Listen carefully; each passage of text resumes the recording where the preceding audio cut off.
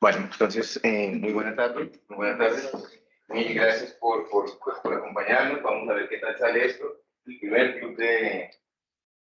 como el primer club de charlas de Derecho Constitucional y pues es algo que el departamento ha querido iniciar, que ha querido proponer, sobre todo para que el Derecho Constitucional, a partir de puntos específicos y puntuales, se pueda acercar el externado en vivo y digamos, a una comunidad un poco más amplia.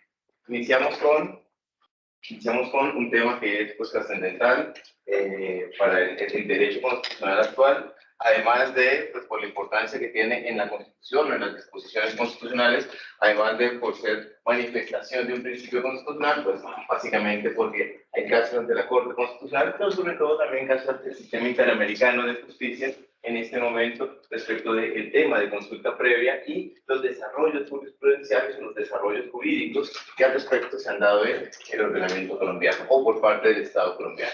Entonces, consideramos que pues, es un tema que tiene actualidad, que tiene importancia y que sobre todo nos acerca un poco al derecho constitucional en vivo, digamos, derecho constitucional en vivo. Me voy a permitir presentarle a mí, que no, por favor, la mantenga pero pues esta presentación básicamente va a ser como una condensación de un documento de trabajo amplio que tiene fines de difusión por otro medio que no sea la conferencia, es un documento escrito y digamos que lo hemos hecho en colaboración con la doctora Gina Teresa Torres, que pues es senadista, actualmente está haciendo una maestría en algo que yo no entiendo, que es como electrónica o cosas de esas, su tesis doctoral, no recuerdo todavía tal, pero entonces está haciendo una maestría en finanzas tal y tiene mucho interés, sobre todo un gran manejo de los documentos y los materiales y todos los aspectos que van conformando este hacer de temas que van integrando, que han integrado el tema de la consulta previa o el aspecto de la consulta previa. La idea sería, creo yo, que si es un club de formación, es un club donde haya participación, es un club en donde no es una clase teórica, una clase específicamente magistral, sino que trate de interactuar, de que seamos todos miembros del club, como, digamos, accionistas de conocimiento o como colaboradores de la conclusión final que obtengamos. La idea sería dar puntos en concreto, los cuales pueden ir, digamos, siendo adicionados o glosados o aún interpelados por parte del club, porque están presentes hoy en el club, y sobre todo al final de cada tema, como lo vayamos determinando, como la dinámica nos vaya dando la posibilidad de ejecutarlo, que hagamos conclusiones conjuntas, es decir, que todos participemos, que sea como una construcción de conocimiento conjunto, creativo, ojalá, respecto de qué significa ese tema, cómo influye ese tema actualmente en nuestro orden constitucional. Digamos, una bitácora, creo yo, ambiciosa, chévere, pero ambiciosa para una hora. Entonces, espero que la podamos cumplir, sobre todo que la desarrollemos, sino en cuanto a todos los temas y detalles que tienen actualmente desde el punto de vista jurisprudencial la consulta previa, sí como una cuestión que los temas que tratemos, los tratemos, digamos, de forma útil para quienes ahorita escuchen, quienes se tomaron el tiempo y tienen la amabilidad de destinar parte de su tarde a este tema. Entonces, sin más introducción, la idea de la charla o de esta primera reunión sería tratar tres temas respecto a la consulta previa. Uno, el concepto de afectación directa. El concepto de afectación directa como causa o como motivador de precisamente la realización de consulta previa. Un concepto que se da en la jurisprudencia constitucional, es un concepto que se ha distinguido de otros que manejamos en el derecho colombiano, como por ejemplo zona de influencia de un proyecto, y que apunta precisamente a no que tanto desde la visión del proyecto se va a afectar o se va a tocar, sino cómo ese proyecto toca a una comunidad. Entonces, digamos, una de las características esenciales de este concepto de afectación directa como primer punto que vamos a desarrollar. Después, como un segundo punto, vamos a ver qué ocurre a partir de que se ha dicho aquí hay afectación directa. Sin duda alguna, aquí hay afectación directa. porque es entendido que la afectación directa puede darse en diferentes niveles. Entonces, esto implica, genera, origina diferentes consecuencias, de acuerdo con el nivel de afectación. Ahí tendremos la simple participación, una consulta previa que tenga un carácter de diálogo intercultural para determinar o ponernos de acuerdo en ciertos aspectos, pero que no tiene un efecto vinculante, que no tiene un poder de veto. Y un tercer nivel de cuando ya la afectación directa lo permiten, heavy metal, entonces ahí ya vamos a requerir algo que se llama consulta previa para llevar un consentimiento previo, libre e informado. En ese caso se necesita ese consentimiento previo, libre e informado para que el proyecto pueda llevarse a cabo. Consulta previa, entonces, o proceso de diálogo que tiene 3 niveles o que responde a 3 condiciones o 3 objetivos de acuerdo con el nivel de afectación directa que se presente a una comunidad. ¿Sí? Y como tercer punto, primer punto afectación directa, tercer punto, lo que se deriva de los niveles de afectación directa, y como tercer punto, vamos a determinar, si se quiere, puntos o principios o elementos fundamentales de la metodología de la propedéutica en que se ha entendido debe desarrollarse esa consulta previa. Que de verdad sea, vamos a ver qué significa, que de verdad sea de buena fe, es decir, que no lleguen al final ya con todo planeado, ya todo listo, simplemente como para hacer un par de reuniones, sacar un par de actas y listo, después la consulta, que tenga este carácter precisamente dialógico, que evalúe desde una perspectiva holística los perjuicios o las afectaciones, las consecuencias que ese proyecto tiene para la comunidad, no simplemente desde una sola visión, sino que integre las diferentes visiones que están en el proyecto. Precisamente es un principio de diversidad cultural en que se aplica, en que se comprende, en que se desarrolla a través de la consulta previa. Y, digamos, puntos como qué pasa cuando el proyecto ya se ha empezado o ya se ha llevado a cabo y no se llevó a cabo la consulta previa. ¿Qué pasa metodológicamente en esa situación? ¿Cómo se puede garantizar o al menos salvaguardar de cierta forma este derecho fundamental? Entonces, esos son los 3 puntos: afectación directa, los niveles de afectación, las consecuencias que se derivan de ese nivel de afectación, y tercero, los puntos o las bases, los principios metodológicos para desarrollar esa consulta previa. Volviéndonos entonces al primer punto, afectación directa.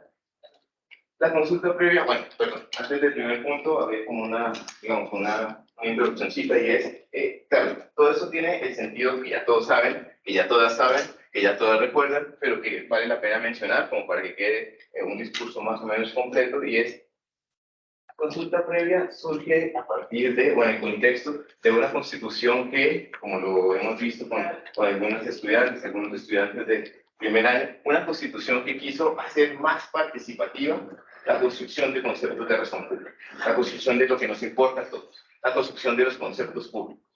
Entonces, esa constitución consagró mecanismos de participación, esa constitución consagró o abrió nuevos espacios para la democracia representativa, para que se votara. Esa constitución también permitió que una ciudadana o un ciudadano demandaran con acción pública de inconstitucionalidad una ley del Congreso, también participando en esa construcción de conceptos de razón pública. Y esa constitución tuvo en cuenta que en el Estado colombiano no hay una sola cultura, no hay una sola, digamos, nacionalidad, sino que hay diferentes visiones, cosmovisiones, si se quiere, entre las cuales hay una cosmovisión mayoritaria, pero hay otras que también tienen que tener cabida, sobre todo para aquellos asuntos que les interesan y que les afectan directamente.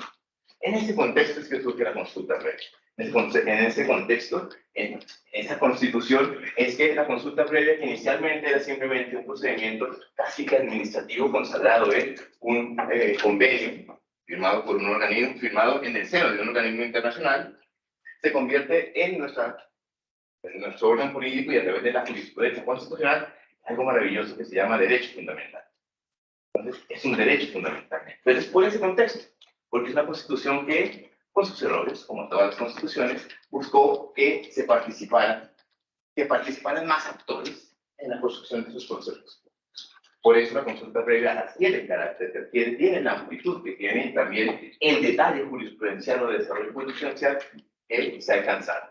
Entonces, en ese contexto, decimos lo que ustedes ya saben, y es la consulta previa es manifestación, por lo menos, de 2 principios constitucionales fundamentales. El que yo decía tal, va a ser parte de... La doctora Gina me corrigió y yo también mencioné esto. No, bien mencioné. Puedo mencionar primero, que fue la doctora Gina, es manifestación del principio de diversidad étnica. una diversidad étnica y cultural. ¿Sí? Y en eso, digamos, tenemos más oportunidad. Claro, es manifestación del principio de diversidad étnica y cultural en desarrollo. Breaking news digamos, en construcción todavía. Hay sentencias claramente de comunidades indígenas, en sus territorios, digamos, dentro de su resguardo, con autoridades, con sus cabildos, tal cosa. O también hay, por ejemplo, sentencias en donde este principio de participación, a través de la consulta previa, se garantiza a comunidades afrodescendientes que no están dentro de un territorio comunitario. Simplemente tienen ciertas características culturales y económicas, dedicamos a la pesca artesanal, y vivimos en esta población, y esto lo hacemos hace muchísimo tiempo. Es decir, mi papá lo hacía y el papá de mi papá también lo hacía. Y entonces, cuando llegan y concesionan una playa, por ejemplo, una playa es bien público, no es de la comunidad, pero esa concesión de la playa me impide desarrollar lo que tradicionalmente me ha dado el sustento. Ha operado la consulta previa como mecanismo para que esa comunidad también participe en la decisión, en la determinación de los impactos del proyecto, y si es un impacto muy grande, pues entonces cambie o modifique en algo el proyecto. A lo que voy es aquí el principio de diversidad étnica y cultural que me recordaba mencionar la doctora Gina, no simplemente apunta a aquellos sujetos formalmente constituidos, sino que muy en coherencia con la Constitución, lo que busca es que de verdad, sustantivo y materialmente, se dé participación por un mecanismo especial desde la consulta previa a sujetos o a comunidades que representan esa diversidad étnica y cultural, así formalmente o como sacramentalmente no estén constituidos como comunidad diferencial. Así no estén, por ejemplo, en el registro de comunidades del Ministerio de Interior. Así su territorio no llegue hasta donde llegue el proyecto según el registro o el mapa que tenga el Ministerio del Interior. Porque lo que se mira es, sobre todo muy en coherencia con la Constitución, los aspectos materiales o sustantivos de la afectación del proyecto, y no tanto los reconocimientos, títulos de territorio, reconocimientos formales que se tengan por parte del Estado. Una consulta, y es que ya desde el vamos puede haber alguna conclusión respecto a de dónde proviene esta consulta previa, si es manifestación efectivamente de esta diversidad en la forma de concebir la democracia, una democracia plural y participativa, o es un mecanismo de participación, es decir, entendido este instituto dentro del derecho hegemónico, o acaso es manifestación, por un lado, de diversidad cultural, o de este reconocimiento de la autodeterminación de los pueblos o de la autonomía de los pueblos. Entonces no me queda claro cómo concibe la Corte este sinnúmero de formas o fuentes de converger al mismo tema. Vamos, no creo que nosotros hayamos llegado a un punto que podamos determinar o denominar pluralismo jurídico. Entonces no hay, digamos, no es un derecho de autonomía de los pueblos en cuanto a la Constitución nuestra Constitución si no me equivoco, 329 y 330, habla de la posibilidad de autorrealización, formas de gobierno de las comunidades étnicamente diferenciadas y de la participación de estas comunidades en las decisiones que afecten su territorio. Todo esto dentro del marco de un derecho hegemónico que reconoce la diversidad y que ha tratado, jurisprudencial, de darle un carácter, un cuerpo a eso que decimos reconoce la diversidad. ¿Sí? Se tienen límites, claro, hay límites. Se ha reconocido diversidad o posibilidad de divergencia respecto a claro, también se ha reconocido posibilidades de divergencia. Tocaría ir al caso a caso, al punto a punto, para decir, esos son los principios que se consideran infranqueables, ¿verdad? Y esos son los que se pueden interpretar de diferentes maneras según la cosmovisión y que por lo tanto implican un desarrollo, una concreción específica. A eso, ya en ese escenario casuístico tal, le llamamos autonomía o le llamamos autodeterminación o le llamamos simplemente el reconocimiento de una diversidad, pero dentro de un parque, digamos, dentro de un escenario controlado. Ya tocaría ver cuál es el escenario para ver si el titular se lo colocamos de una u otra forma. Precisamente la lectura de la diversidad étnica y cultural tiene que hacerse en la lógica del Estado-Nación, y la Corte Constitucional, de hecho, en sus primeras jurisprudencias en torno al tema de la consulta previa, dice: nosotros reconocemos que ustedes son pueblos étnica, cultural, social y económicamente diferenciados de una sociedad mayoritaria, pero todos somos colombianos. En ese marco, reconocemos que ustedes tienen la posibilidad de definir ciertos elementos de la forma en la que se organizan en el territorio, de la forma en la que organizan su modo de vida, pero dentro de las fronteras de pues el Estado colombiano. Y una de las cosas también bonitas, por decirlo así, de la jurisprudencia constitucional es que con todo y eso, de que pues ustedes, o sea, todos somos colombianos, vamos a reconocer y vamos a digamos, reivindicar sus luchas a través de mecanismos como lo son la consulta previa y a través del concepto mismo del territorio ancestral. Porque ciertamente, y la Corte Constitucional también lo dice desde sus primeras sentencias, desde el 93, el territorio indígena desborda totalmente la lógica, la razón de la propiedad civil a la que todos estamos acostumbrados, muy bien aligerada en una escritura pública, no. Para ellos el territorio va mucho más allá y es un componente esencial, determinante de su cosmovisión. Entonces, de ahí que precisamente la Corte Constitucional, no solamente en materia de consulta previa, sino también de delimitación, demarcación y titulación de territorios indígenas, reconozca que ciertamente esa institución del derecho civil no alcanza a recoger las dinámicas sociales, culturales, étnicas, de las comunidades. Creo que en todo caso el marco inicial es entender el Estado multicultural desde una óptica liberal y donde yo te reconozco derecho hasta cierto punto y hay coherencia en la Corte y hay coherencia en toda la jurisprudencia en todo caso. Claro, la cuestión es, el titular es este, claro, te reconozco derechos hasta cierto punto porque hay unos mínimos en que nos ponemos de acuerdo. La cuestión es, ¿cuáles son esos mínimos? Esos mínimos son muy parecidos a los de la sociedad mayoritaria, o si esos mínimos son en realidad los puntos esenciales y hay una gran libertad para, o margen de configuración, de autoorganización, de entendimiento pluricultural en eso que no son los mínimos. Es decir, si los mínimos son vida, principio de legalidad y, no sé, tal vez, bueno, otro, tenemos un gran marco de autonomía, de negociación o de reconocimiento de diversidad, de autodeterminación. Pero si los mínimos no se restringen a eso, sino si los mínimos son... Y depende, es decir, no sé si, por ejemplo, la jurisprudencia en la SU 383 del 2003, ustedes, uno de los mínimos, por ejemplo, de los mínimos cuando dice, ya, esto pues no se va a consultar porque pues, es política nacional, seguridad nacional. En esas sentencias estaba aspersando con glifosato. O sea, el glifosato se está utilizando con aspersión aérea. Entonces, esa sentencia conoce el caso de una comunidad del Amazonas que dijo, mire usted, están aspersando con glifosato plantas de hoja de coca y por lo tanto me deben haber consultado. En SSU la Corte dice, sí, deben haberle consultado, porque la hoja de coca, en este caso, hace parte de desarrollo, tradición y manifestación de diversidad étnica de esa comunidad. Entonces, ahí, claro, obviamente, ¿qué se alegaba por parte de la Dirección Antinarcóticos? De la Dirección Antinarcóticos. Seguridad nacional, ¿sí? Política antidrogas. ¿Cómo va a tener que consultar? Es decir, acciones que son esenciales dentro de la política antidrogas, como la destrucción de cultivos ilícitos. Entonces, lo que parecería un punto más o menos seguridad nacional, en esa sentencia, la Corte dice, no, tienes que consultar, porque en este específico caso, estas plantas de coca implicaban o representaban o eran la concreción de un desarrollo cultural distinto.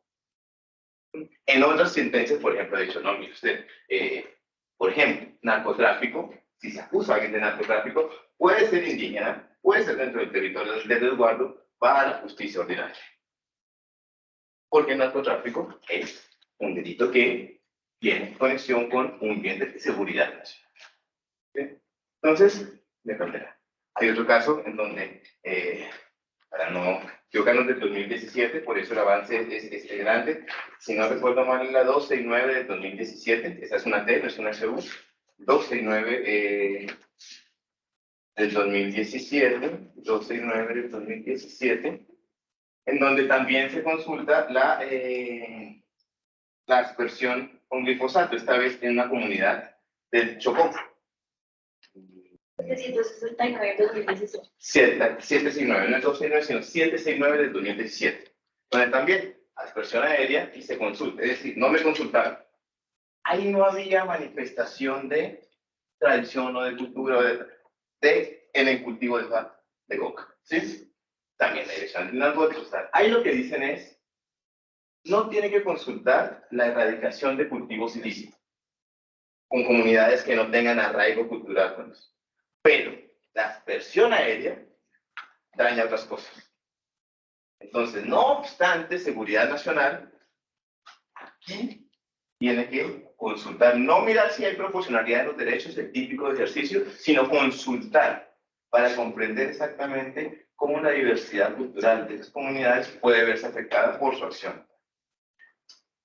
Dos ejemplos de 3 años de diferencia, tal, donde uno dice, eso es autonomía, eso es simplemente un reconocimiento reducido de diversidad, se llega o vamos en camino.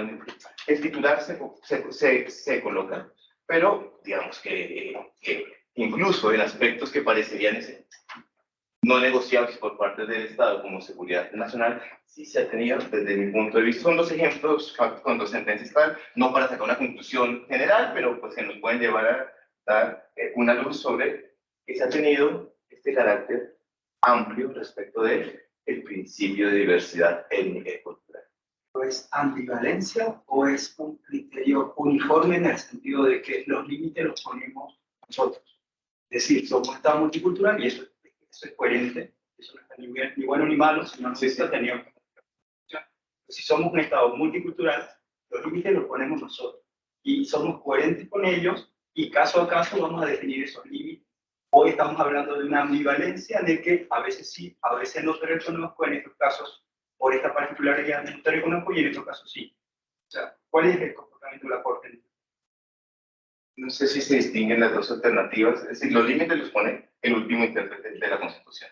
Si la Corte le da la Constitución en última instancia. Pero en el discurso, una cosa después es que hay mucho discurso a partir del diálogo intercultural, vamos a definir estos límites, cuando en realidad yo pongo los límites o hay un discurso ambivalente de que sí, de que no. Pero es decir, el titular nos puede decir el titular no dice mucho, lo que dice es como, ese documento de hecho fue presentar, porque no comentamos conclusiones, sino que vamos narrando qué pasa en cada caso. Es como una narración de casitos y a partir de ahí concluimos, pero le hemos dado al lector los elementos fácticos de cada caso que resolvió la Corte. Debería ver la jurisprudencia aquí, ya usted decir, bueno, coherencia o bla, bla, bla, porque en realidad los límites son muy parecidos a los de la sociedad mayoritaria, o, mire usted, sí, vamos en un camino donde se pueda convertir en un concepto de multiculturalismo. Pero sin ver los casos, tiene una intuición más que una conclusión. Creería yo, Entonces, y esto, mire ustedes, nos anima para estar. El primer punto, entonces, es afectación directa. ¿Cuándo se afecta directamente a una comunidad?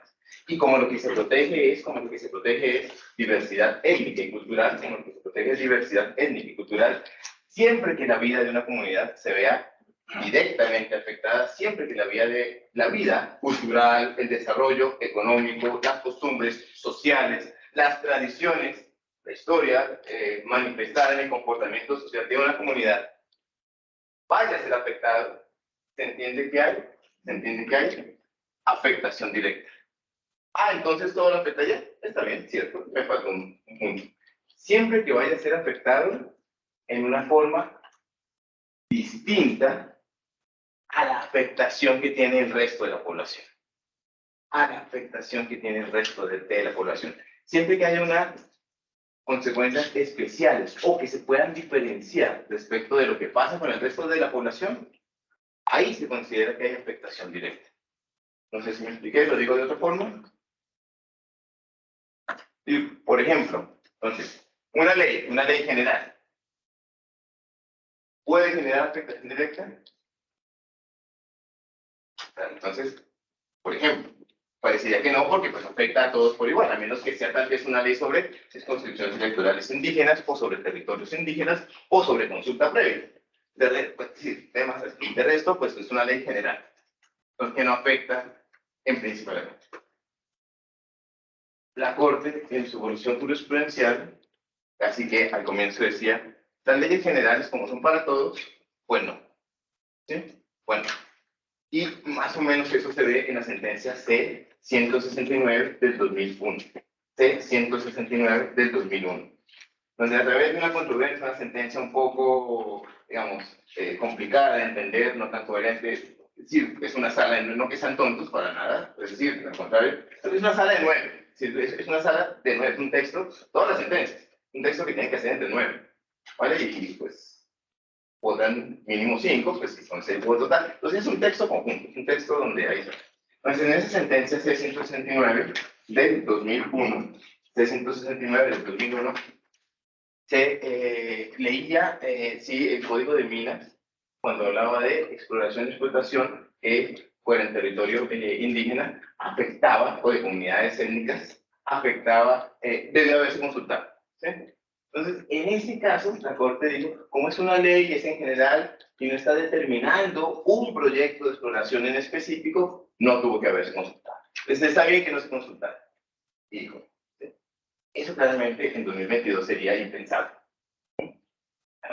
Desde el 2008, C030 del 2008, C030 del 2008, se cambia radicalmente ese concepto y se dice, miren usted, una ley general puede afectar de forma especial, de forma, digamos, extraordinaria, la vida de una comunidad indígena.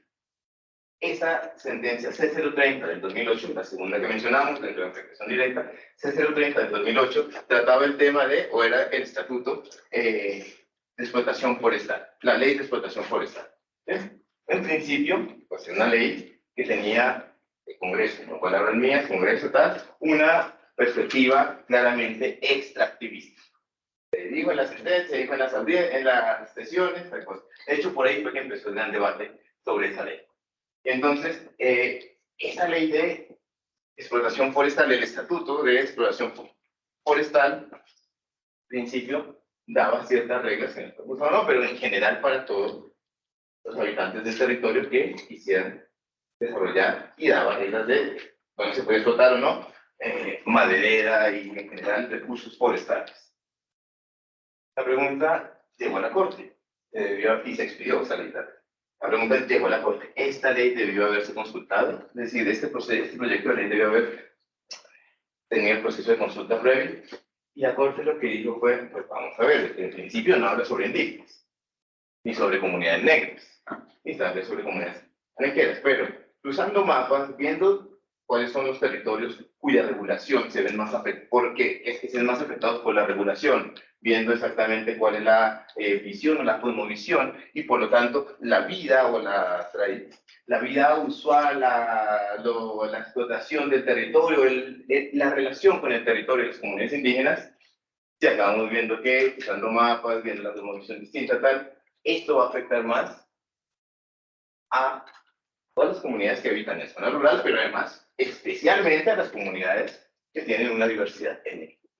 Esta ley debió haberse consultado. Al año siguiente, también, C-175 del 2009. C-175 del 2009. Estatuto de Desarrollo Rural Agrario. El mismo principio. El mismo principio. Estatuto de Desarrollo Rural Agrario. Sirve.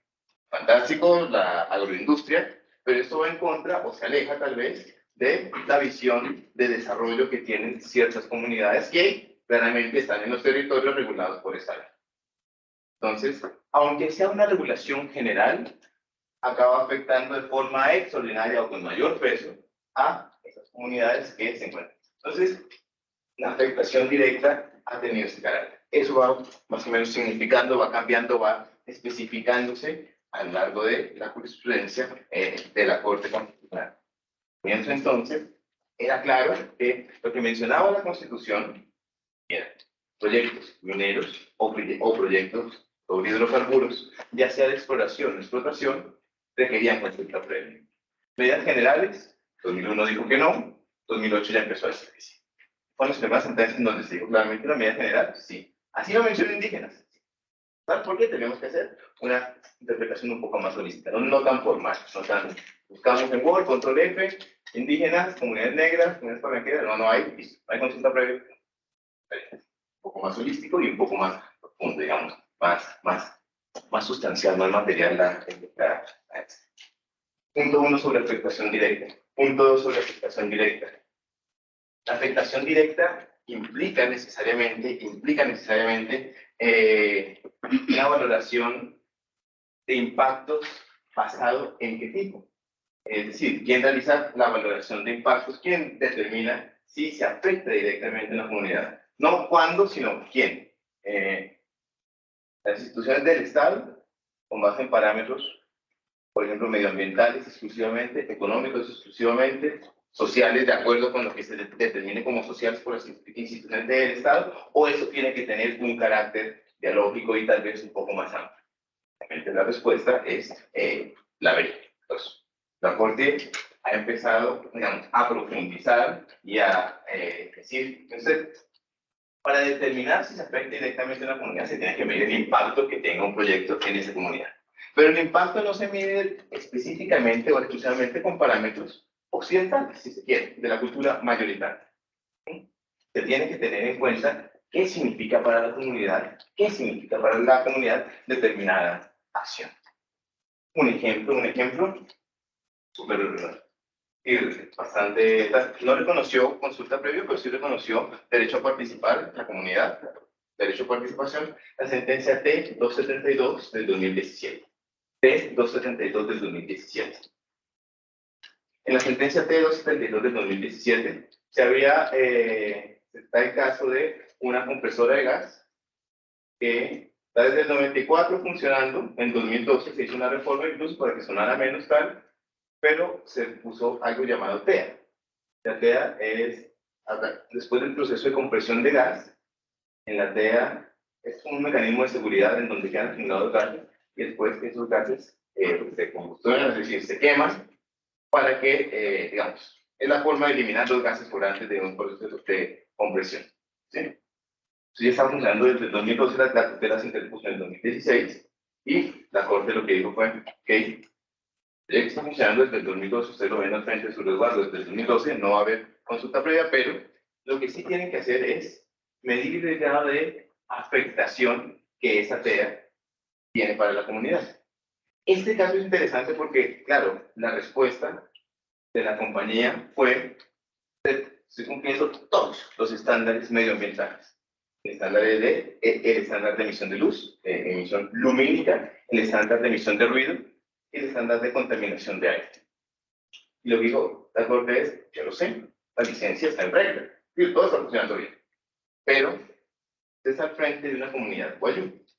La cosmovisión guayú entiende que la sabiduría entre generaciones se transmite a través de los sueños. A través de los sueños, los antiguos llegan a hablar con los presentes para transmitir. ¿Qué es el estallido de la TEA?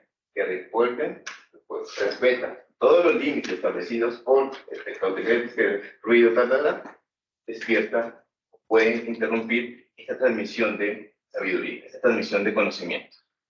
Entonces, mire usted, lo dijo a la comunidad y miran, claro, no pueden quitar la TEA por una solución de seguridad. Era una fiesta que estaba haciendo la empresa a frente del TEA, bueno, pero no era simplemente, pues yo cumplo mi licencia ambiental y suerte con su afectación. Entonces, ¿cuáles son los aspectos y cómo se puede mejorar? Diálogo, cómo se puede mejorar el entendimiento intercultural en ese aspecto. Al final, la compañía, si tiene una cuestión de seguimiento, de cumplimiento y tal cosa, la compañía modifica el protocolo de quema de gases en la TEA para hacerlo. Claro, antes duraba 20 segundos y sonaba mucho y salía una llamada gigante y si eso se hacía en la noche era como de día 1 segundo y volvía a ser. Entonces que se haga durante 2 minutos, se queme forma más lenta los gases y la llamarada y el ruido no es tan contundente. Dura un poco más, pero no es tan contundente. De modo que afecta el sueño de los guayú y no impide la transmisión de conocimientos. P272 del 2017. Afectación directa no simplemente se mide con base en parámetros occidentales, en parámetros de la cultura mayoritaria, sino que tiene que ser una afectación o una comprensión de cómo afecta ese proyecto a la comunidad, también teniendo en cuenta la cosmovisión, las características culturales diferenciadas de la comunidad que se ve afectada por el proyecto. Segundo punto de afectación. Yo quería preguntar algo. O sea, en este caso me parece que es muy eficiente, pero que pasa en los casos un poco más complejos. Si, por ejemplo, estamos hablando de una comunidad que, de una ciudad grande, de unos 200.000, 300.000 habitantes que necesitan los ingresos de hidrocarburos de una zona, de un cerro, pongamos, que es un cerro sagrado para una comunidad, pero que 200, 300.000 personas necesitan del trabajo, necesitan de la economía, necesitan de todo lo que puede generar ese pozo petrolero. Al hacer ese análisis de ponderación, o por lo menos en el diálogo, en el comprender al otro, nos damos cuenta de que para la comunidad es una cuestión existencial, pero si también entendemos a la ciudad, hay una situación de crisis, por lo menos. Entonces, ¿cómo hacer la ponderación en esos casos? Y hasta dónde estos diálogos pueden llegar cuando estamos hablando de situaciones existenciales. Tocaría ver el caso, pero básicamente es la descripción de cualquier exploración, al menos aquí en Colombia. La exploración del petróleo afecta la vida de la comunidad, pero de ahí se sostiene la economía colombiana, de la minería y de las regalías que genera la minería, es que se han desarrollado bastantes proyectos sociales dentro de las poblaciones que en general después del 2012 en toda Colombia pueden beneficiarse de las regalías. Y siempre hay una cuestión de ambigüedad, tal vez de choque o de tensión entre el interés general, voy a llamar así, y el interés de una comunidad específica. En el 2017, 272 del 2017, la Corte dice expresamente: no puedo suspender la compresión de gas mientras se realiza el proceso de participación, porque eso surte de gas al occidente y al oriente y al centro del país. ¿Sí? Calamanga, por ejemplo, se hubiera quedado sin gas si se paran mientras tanto. Entonces, sigan, pero desarrollen, y yo voy a estar vigilante de cómo se desarrolla ese proceso. En ese caso. Sería como, hablen y lleguen a un acuerdo. O sea, no tienen otra opción, tienen que llegar a un acuerdo. Exacto. Porque ¿qué pasa si la comunidad dice no? Claro. ¿Y es vinculante esto o no? Entonces, No. Es decir, ahí, claro, la orden es participar. Y lo que en la práctica pasa es, los jueces abren un caso, abren, digamos, un incidente de cumplimiento y miran si se participó o no. Aquí tengo las 3 actas. Y hubo 3 actas, tuve una reunión tal. No, acta no. ¿Qué cambios hubo? ¿Qué se hizo? ¿A qué acuerdo llegaron? ¿Qué modificaste? Es decir, antes decía 6, llegaste a 4 porque ellos piden -4. ¿Tú te moviste en algo de tu posición inicial o me vas a traer 3 actas pero todo sigue operando en la práctica? En la práctica los jueces sí miran, más que la orden es dialoguen, sí, pero ¿qué cambió en la práctica? ¿Qué cambió en la realidad? Y son incidentes que duran perfectamente 8 meses, año y medio, 2 años para cerrarse. Para decir sí, cumpliste. No es simplemente charlar, sino, no es que yo conozco, que cambie en la práctica. Digamos, en el caso que tú mencionas, que es como nivel de afectación intermedio, o sea, no es simple participación, pero tampoco es la afectación más dramática que nos tiene que desplazar del territorio en el que nos encontramos. Estamos en la mitad, lo que tú dices, diálogo, que se cumplan todos los estándares, buena fe, diálogo intercultural. Sin embargo, si al final no se llega a un arreglo entre el gobierno y la comunidad indígena, negra, colombiana, palenquera, lo que sea, no se llega a un acuerdo, dice la Corte Constitucional, y en eso sí ha sido súper clara, es el Estado deberá adoptar una decisión justificada y que no sea arbitraria en todo caso, que tendrá que sustentarla, pero tendrá que ser, o sea, tendrá que analizar, digamos, todos los elementos que rodean el caso concreto y decidir si se hace o no se hace. Claro, el problema, pues el gobierno al final tiene la última palabra, claro que su decisión no puede ser arbitraria, su decisión no puede, mejor dicho, desbordar y ya afectar los derechos de la comunidad de una manera muy profunda, sí, pero pues al final, en ese margen, por lo menos en el margen de la afectación que no es tan dramática, mientras que nos consulten, Pero súper. es que eso dramático lo estás midiendo desde tu comprensión. Por ahí es muy dramático para ellos espiritualmente la presencia, ¿no?, de ese cerro. O sea, a eso voy. Al final y al cabo nos basamos en un multiculturalismo donde la última palabra, la decisión la tenemos nosotros como sociedad hegemónica, y eso está bien porque es la Constitución y es coherente con lo que la Constitución nos dice. O sea, si queremos cambiar algo tendríamos que modificar allá. Es eso, ¿no?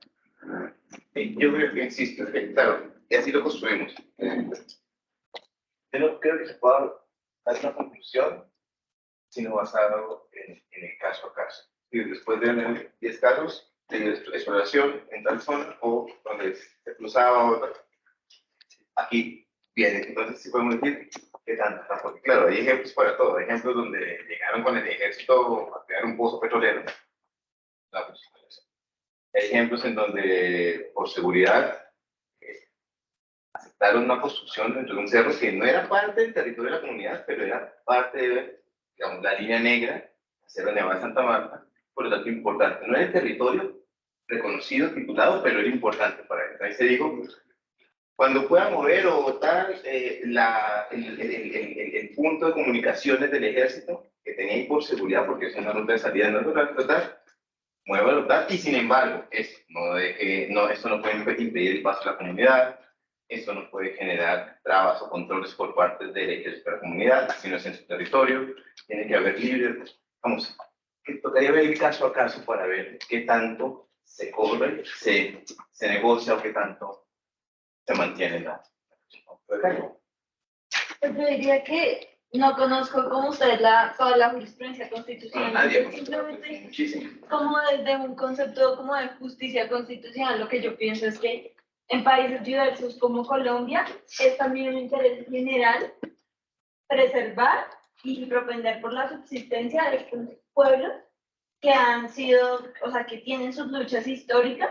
Entonces, realmente la ponderación entre economía de la sociedad, que además el Estado también tiene la carga, yo pienso que de buscar otras alternativas, o sea, definitivamente estaríamos en un caso muy extremo en el que el Estado dijera, se nos cae la economía del país si no explotamos esta mina. Es que eso, eso es muy extremo, es un caso, tenemos un país entero para buscar alternativas. Y definitivamente pienso que la subsistencia de uno de los pueblos es un interés general para el país. Pero es que esa sería una respuesta lógica, decir, bueno, acá la comunidad dice, no vamos a perforar, el Estado tiene la obligación de buscar otros medios por los cuales generar riqueza para esa comunidad, para esa ciudad de 50.000, no, 300.000 habitantes. Claro, digamos, Pero eso pasa en territorios reconocidos a la comunidad. O sea, es decir, en resguardos. en resguardos A ver. o en territorios comunitarios. Eso es así. Y en esta idea extendida de territorio también. Ese es el problema. No, ese es el problema. Entonces, el pozo no queda dentro del territorio del resguardo, pero queda a 800 metros del resguardo. Y creo que Ahí, definitivamente ninguna de las partes pues, podría imponerse completamente. Bueno, el Estado de pronto en casos muy extremos tiene una capacidad de imposición más, digamos, mayor respecto de las comunidades minoritarias o diversas, pero pienso que el llegar a un consenso que, o sea, lograr la alternativa menos gravosa no debería ser en la mayoría de casos como un problema tan grande. Es complicadísimo. Es complicadísimo. Además, Porque, porque en el territorio muchas veces no solamente hay una comunidad indígena, sino que atendiendo también a la conformación geográfica de Colombia, pues hay comunidades indígenas, a veces sus territorios se solapan con territorios de comunidades campesinas, con territorios de comunidades negras. Es decir, esto no es una cuestión de un diálogo uno a uno, sino que supone no solamente uno a uno, sino que pues, el resto de la población colombiana, en el marco también de ese interés general, tiene que entrar a dialogar. Entonces, claro, listo, yo busco alternativas, bien, pero en ese momento, o sea, digamos, si yo me estoy enfrentando al caso de la comunidad X, Y, Z, en ese momento yo tengo que resolver ya. Yo no puedo decir, no, señor, no sé, formule una política pública, las decisiones hay que tomarlas en ese momento y en el marco de un Estado pluriétnico, multicultural, donde en el interés general se encuentra la diversidad étnica y además se encuentra el interés de la sociedad mayoritaria, hay que tomar decisiones ya, prácticas y por lo menos en un nivel de afectación media, en caso de que no se llegue a un acuerdo, eso es la regla constitucional, el Estado adoptará la decisión que en ese caso sea lo menos lesiva posible para la comunidad, no de que tenga que adoptar medidas de prevención y de mitigación, y, o sea, no es una cuestión como tan a la ligera. En el caso de que fuera una medida arbitraria totalmente desproporcional, claro que tendría que haber, o sea, tendría que entrarse a analizar, pero pues digamos que la regla es, nos llegamos a un acuerdo, dialogamos todo lo posible, hicimos todo lo posible para llegar a un acuerdo, pero pues al final no se pudo, el Estado toma la decisión. Y ya, y simplemente hay escenarios que se van complicando. Es decir, el petróleo, pues ninguna comunidad explota petróleo, pero en minería ya no es así. Hay situaciones en donde la comunidad explota, realiza minería artesanal. Es decir, que no es minería o que consulta y la comunidad esté viva. Hay unos que sí, hay unos que no. Hay comunidades campesinas que desarrollan Marmato. Es decir, sentencia SU del 2017, si no recuerdo el nombre, fue el caso de Marmato. No es que me lo estoy inventando, tal. Ahí había comunidad indígena que explotaba, comunidad campesina, parte que sí, parte que no, y también el problema ambientalista de un par. ¿Sí? Entonces es complicado, es decir, no es tan impresionario de lo que a veces Yo también tengo una consideración y dos preguntas súper concretas. Y la consideración va a la pregunta en el sentido de concretar también lo que dogmáticamente se debe entender por consulta previa. Usted comenzó diciendo, es un derecho fundamental en donde sujeto activo, normalmente, o sea, desde el convenio 169 de la OIT, lo entendíamos por el factor étnico, indígenas y tribales, o sea, indígenas, raizales, palenqueros, negritudes, sujeto activo. Pero yo me perdí cuando me nombró también que podrían ser determinados por actividades económicas tradicionales no ligadas necesariamente, o comunidades que no estén ligadas necesariamente al territorio, como los pescadores. Entonces, mi primera pregunta es, al fin, ¿quiénes son los sujetos activos de la consulta previa? Tenemos que es, también porque me perdí, porque usted dijo, se desarrolla dos principios, el de la diversidad étnica y cultural, y no sé cuál es el segundo principio. de participación. Bueno, el de participación. Sí, sí. Y lo segundo es sobre cuál es la prestación ligada al derecho fundamental de la consulta previa. Es precisamente participar y consultar. Es decir, yo no entiendo que dentro de la prestación de la consulta previa sea que sea vinculante la decisión tomada por la comunidad. En algunos casos sí, en algunos casos sí es vinculante. Pero la consulta previa, que Pero se realice y se tenga en cuenta lo que diga la comunidad, pero no que ellos tengan la última palabra. Se tenga, o sea, la norma o el desarrollo legal, o el desarrollo jurídico que se tiene, que se tiene en cuenta. Perdóname. Déjame terminar la idea. ¿Por qué? ¿Y por qué pregunto eso? Yo lo estoy haciendo desde la dogmática jurídica, más allá de lo política o moralmente correcto. En ese sentido, yo de mis lecturas distingo lo que es la consulta previa de lo que es la consulta popular, que también se ha hablado en casos en que el sujeto activo es la comunidad no étnica, o sea, la comunidad en general, cuando se habla también de proyectos económicos y las comunidades dicen, yo también quiero participar, y ya sea que nace de las comunidades o de los gobiernos locales, esas iniciativas de consulta popular que tiene una estructura jurídica y digamos, una obligatoriedad distinta a la consulta previa por las prestaciones que se desarrollan precisamente ese derecho, ese instrumento jurídico. Entonces, mi pregunta es más desde la dogmática jurídica. Si yo lo veo como un derecho fundamental, con un sujeto pasivo, normalmente el Estado, con unos sujetos activos, mi primera duda hasta este momento es ¿qué me incluyen o cómo determino el sujeto activo si va más allá de lo que la OIT en el principio denominaba como comunidades étnicas y tribales? Y lo segundo es, en esa esquematización de prestación, que incluye la consulta previa en su, como derecho fundamental, esa prestación que incluye la deliberación, pero aparte la obligatoriedad como tal, a rajatabla, en ciertos casos de afectación no intermedio, sino alto de la comunidad, en lo que la comunidad diga.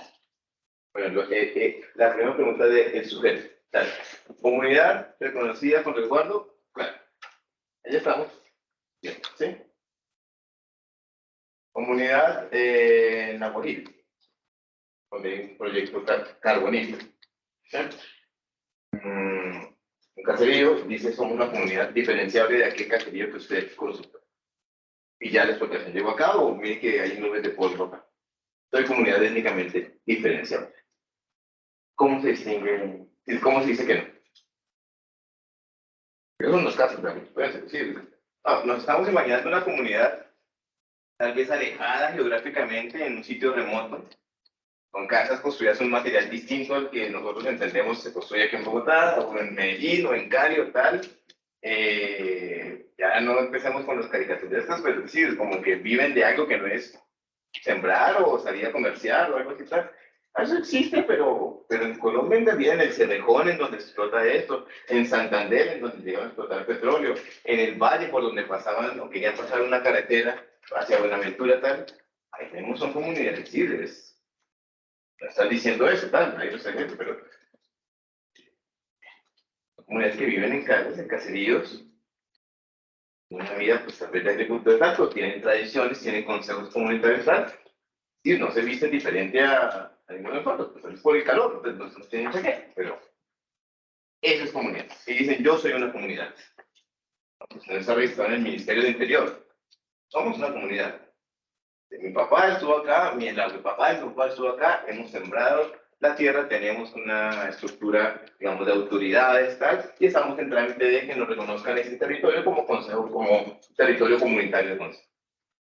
Mientras se lo reconocen, se consultan los planes. Pues, a ver qué tanto da, pero estos procesos casi siempre acaban en juntos. Digamos, la herramienta a la que acudió no solamente la Corte Constitucional en su jurisprudencia, sino lo que establece a nivel reglamentario en los decretos que regulan, por lo menos el tema de titulación, de resguardos y en fin, y eso sí desborda totalmente como el estudio del derecho, porque nosotros decimos comunidades étnicas y tribales, que es una comunidad étnica y tribal, que hace la Corte. Se hacen estudios antropológicos, sociológicos, se va al campo, o sea, eso es una cuestión que analiza, o sea, que digamos a través de mecanismos que son no necesariamente los del derecho que determinan, sí, esa comunidad tiene las características X, Y, Z y puede ser encajada como una comunidad étnica, tiene una cultura distinta, tiene eso, tiene lo otro. La Corte Constitucional, ¿cómo se que aborda ese problema? Ya no podría decir, no, usted como que sí, usted como que no, a través de estudios antropológicos, estudios geográficos, estudios históricos, se determina esta comunidad es étnicamente diferenciada de la sociedad mayoritaria. Y en relación con tu segunda pregunta, no habría como una sola obligación, sino que yo diría que, digamos, en el marco de la Constitución habrían dos obligaciones con prestaciones, digamos, con sujetos iguales, pero con prestaciones distintas dependiendo de los casos en los que se encuentran. Entonces, una prestación, consultar en el caso en el que su afectación no sea de, digamos, las más graves.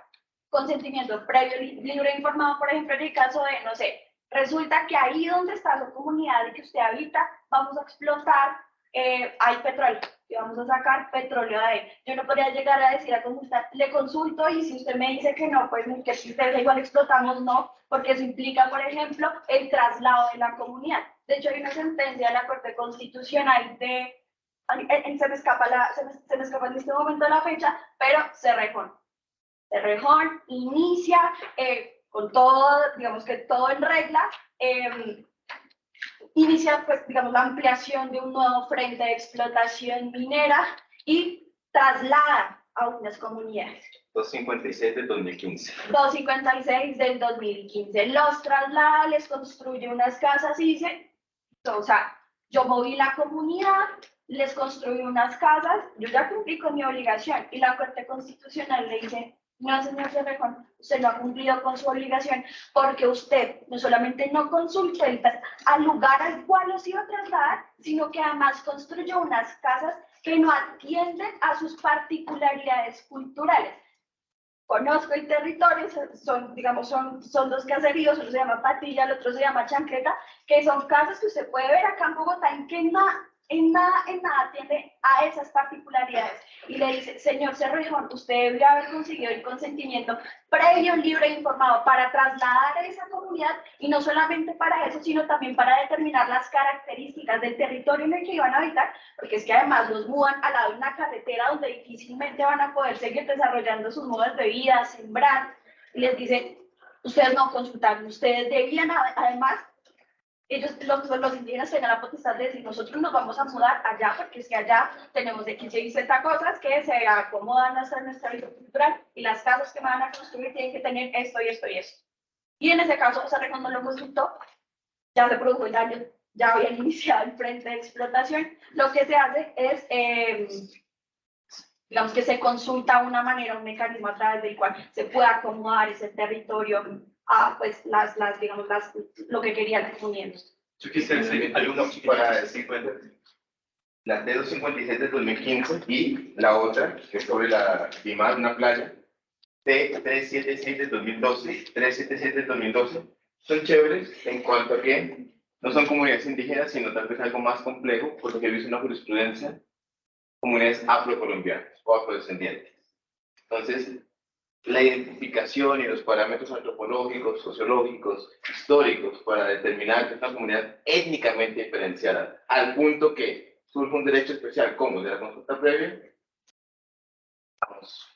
O sea, hoy en día un inversionista no tiene seguridad jurídica frente a quien debe hacerle consulta previa antes de que esa comunidad ruegue, o sea, hay ya una justicia rogada de, porque como no me voy a restringir a los que están legalmente reconocidos en el Ministerio del Interior y demás. Digamos, yo de inversionista, si voy a meter plata en algo, haría el due diligence. Entonces, no simplemente le mandaría un derecho de petición al Ministerio del Interior, diciendo cuáles son las comunidades, le mandaría a un antropólogo, a un sociólogo, tal, a decir qué posibilidades hay de que esto se me estalle y me convierta en una consulta previa. Y valorar el derecho. Si se ve la jurisprudencia, un inversionista debería hacer eso. Porque claramente, el listado del Ministerio del Interior no agota, no es constitutivo de quienes son comunidades étnicamente diferenciadas como son. Y, pues, claro, digamos, para dejarlo tal, la cuestión es,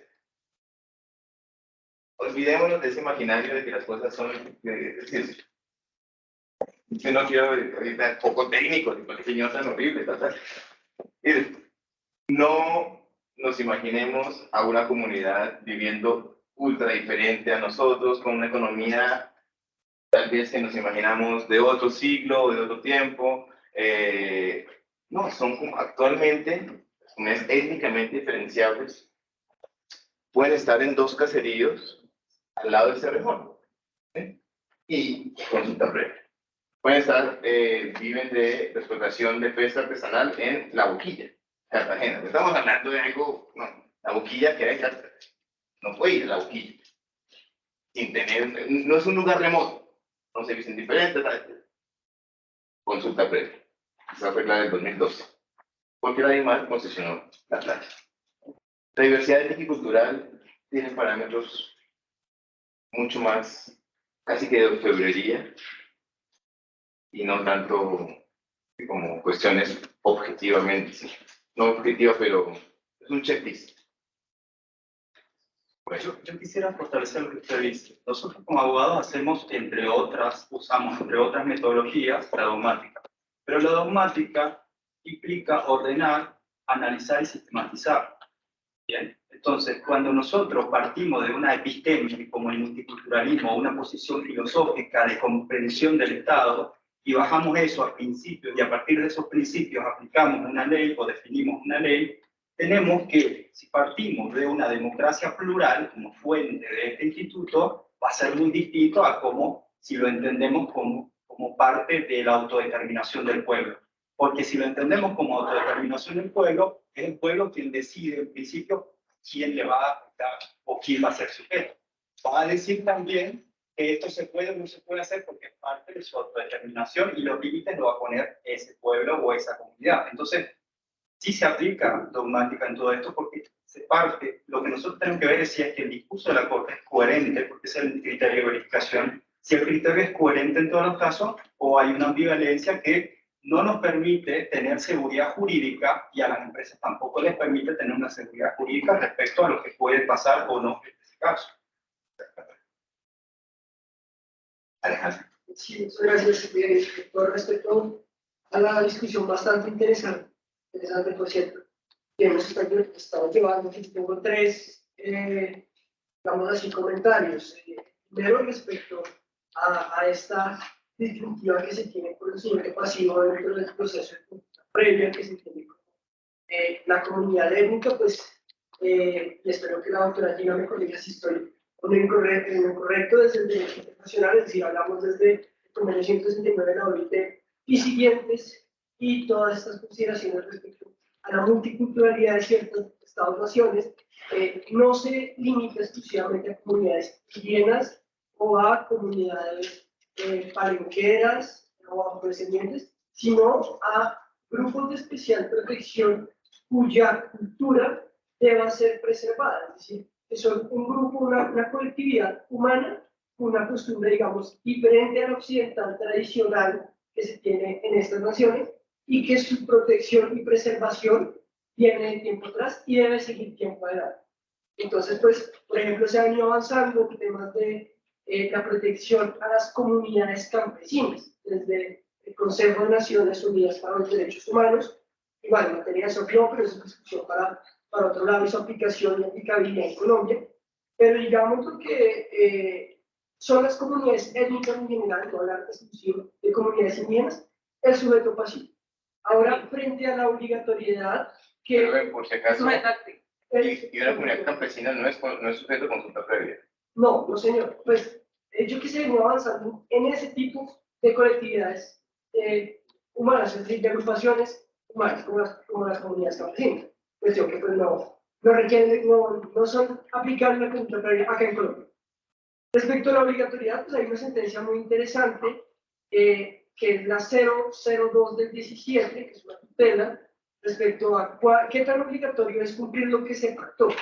En esta sentencia la Corte hace un análisis respecto a qué es el acta de la consulta previa, si es un negocio jurídico entre particulares, si lo asemeja a un negocio jurídico estatal, si es hay una tercera categoría, pero lo diferencia totalmente de estas tres y determina que lo pactado en la consulta previa en ese proceso debe ser cumplido como se estableció. Es decir, si la comunidad accede en ciertos términos, dichos términos han de ser respetados por quien quiera realizar la actividad extractiva que pueda tener alguna afectación dentro de la comunidad que se sometió a la consulta previa.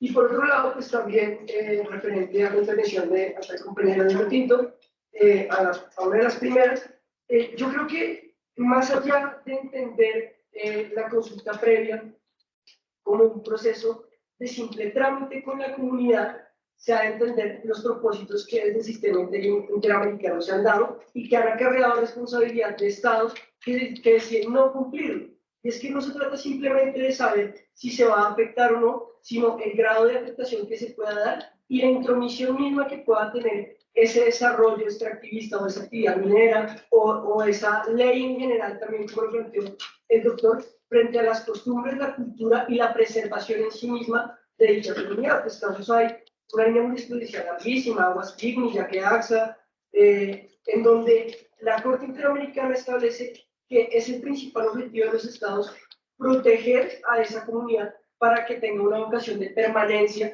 dentro del estado parte. Entonces no se puede entender como tan plano de que una consulta previa es simplemente un trámite en el que acepta usted la intervención o no la acepta, sino que eso viene con un estudio de fondo en donde es la comunidad el eje principal de que debe ser protegido y sus derechos como una colectividad. Vale, bien. Algo por decir, bueno, conocemos el plan total,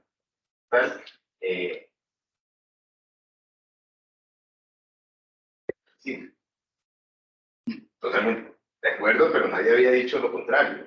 Nadie había dicho, claro, la pregunta fue, ¿es obligatorio si la comunidad en la consulta previa dice, no quiero ese proyecto? ¿Es obligatorio? No, no, eso no es obligatorio. Claro, los acuerdos después de si ya llegamos a un acuerdo y lo hicimos, pues obviamente eso es para cumplirse, tal. No hemos llegado a acuerdos, pero nadie había dicho que los acuerdos no se cumplieran, tal. Las consultas, claro, es para un sujeto especial, diferenciable, tal, pero la Corte ha sido muy específica en eso. Una cosa es, por ejemplo, una comunidad campesina, toda la producción, y otras cosas son las diferencias étnicas, pueden generar identidad en un colectivo. Los sujetos son distintos, tal. Y la tercera,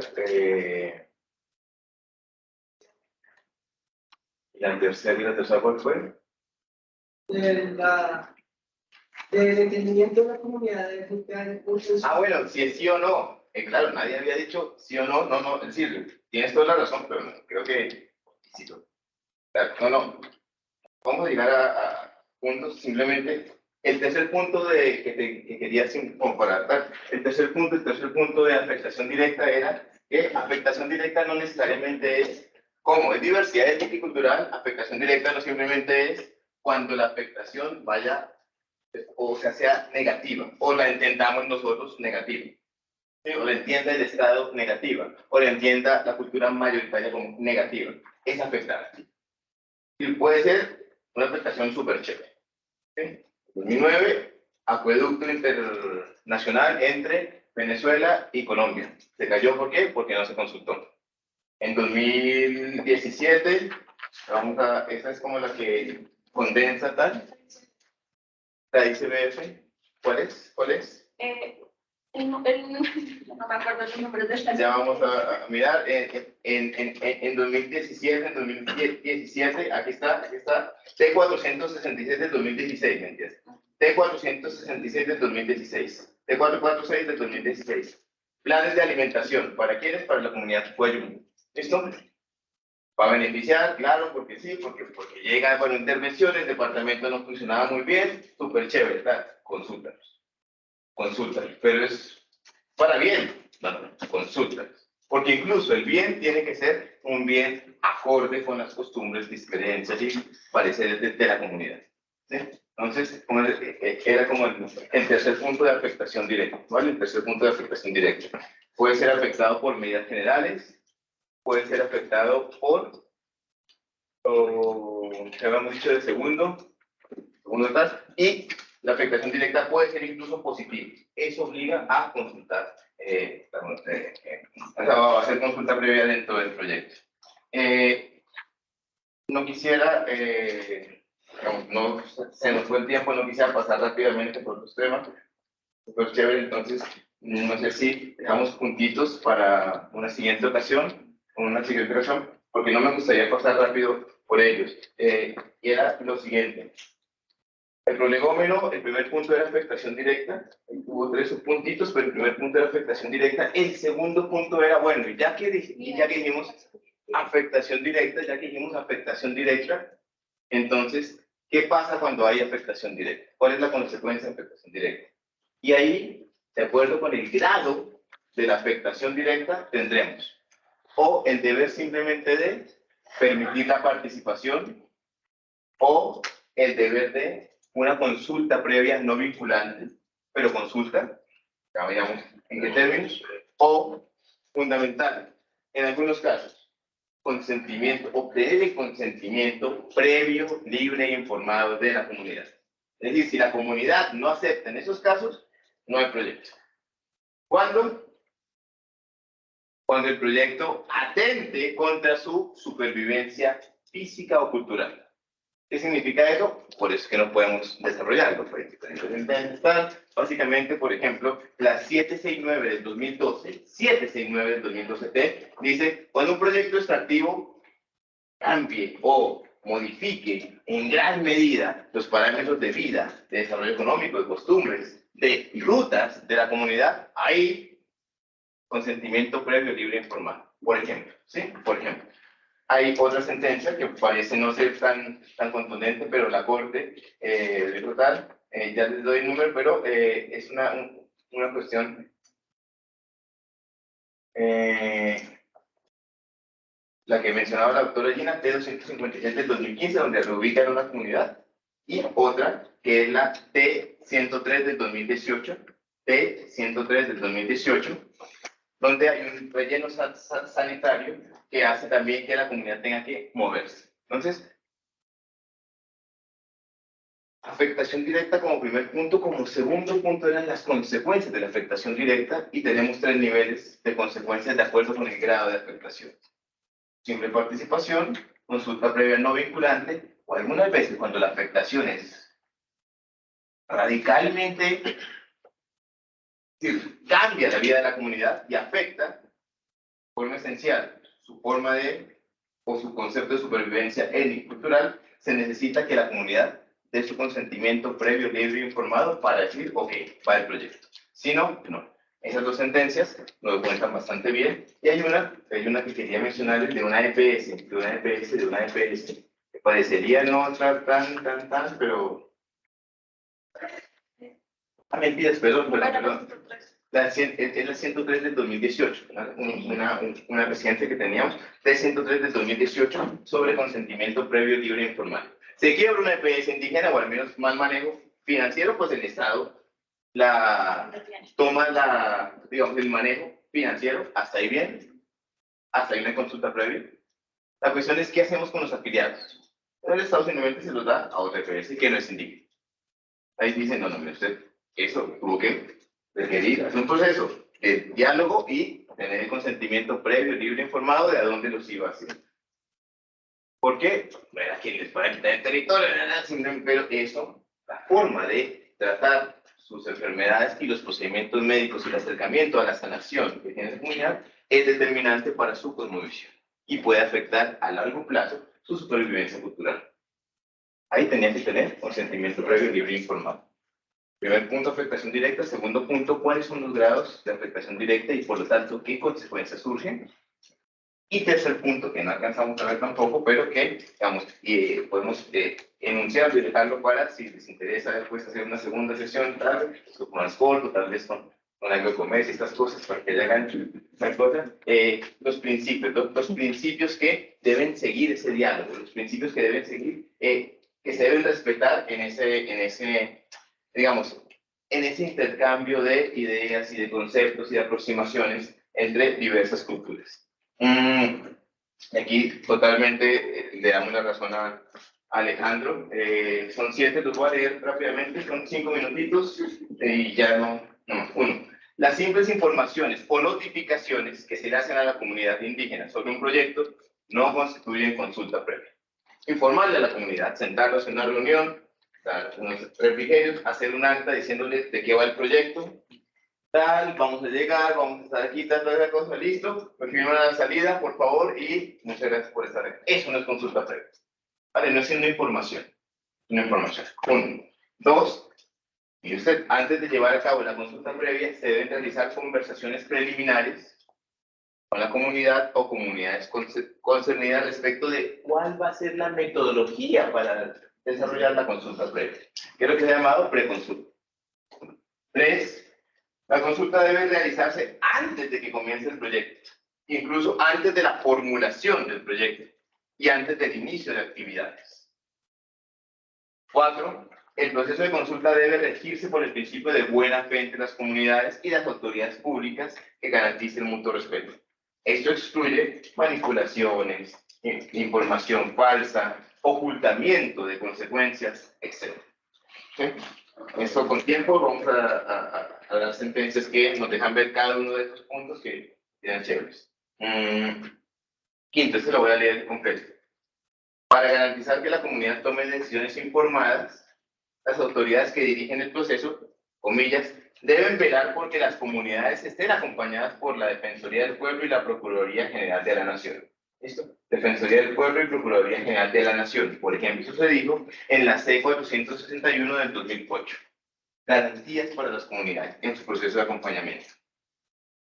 6, lo que nos decía Alejandro, de no simplemente sí o no y ya, ¿tal? 6, la consulta debe ser efectiva y sobre todo, ojo a esto, tener efectos sobre la decisión a adoptar. Tener efectos sobre la decisión a adoptar.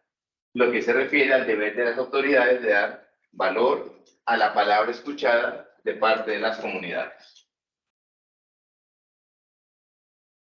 También se menciona en la tesis 461 del 2008. Y 7.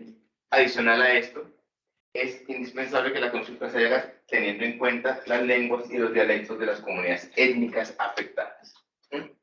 Como una serie de principios que tienen un desarrollo específico respecto de cómo es que se realiza, ya que afectación directa, ya que dijimos, bueno, consulta previa no siempre participación, sino un proceso de diálogo intercultural. Estos son los principios que propedéuticamente deben acompañar este diálogo. ¿Vale? Cada uno tiene casos, cada uno tiene experiencia, cada uno tiene las dificultades propias que da la práctica. Espero que podamos en otra ocasión referirnos. No quiero acabar sin darles un inmenso gracias por su participación en las actividades. Nuestro club empezó, yo creo que bien, muy bien, en la felicidad absoluta. Muchas gracias. Muchas gracias.